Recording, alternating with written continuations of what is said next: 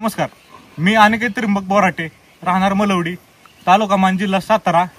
तर आताच आपल्या राधाने एक जागतिक विश्वविक्रम नोंदवला. त्यामध्ये तिची जगातील सर्वात बुटकी म्हैस अशी गिनीज बुक ऑफ वर्ल्ड रेकॉर्डमध्ये ती नोंद झालेली आहे. त्याचप्रमाणे आतापर्यंत आपल्या राधाने महाराष्ट्रामध्ये तसेच महाराष्ट्राबाहेर 13 कृषी प्रदर्शने केली. त्यामुळे कर्नाटकमध्ये जाण्याची संधी भेटली आतापर्यंत आपल्याला. आणि तिचे आत्ताच 12 सप्टेंबर 2025 रोजी जगातील सर्वात सुट्टी म्हैस म्हणून नोंद झालेली आहे. आमच्या वडिलांच्या एका वर्षानंतर लक्षात आले की तिची उंची वाढत नाही. मग त्यानंतर आमच्या वडिलांचे स्वप्न होते की तिने कुठल्या तरी कृषी प्रदर्शनात तिला भाग घेण्याची संधी भेटावी. त्यासाठीच मी वेगवेगळ्या ठिकाणी प्रदर्शनात जाण्याची संधी शोधत होतो.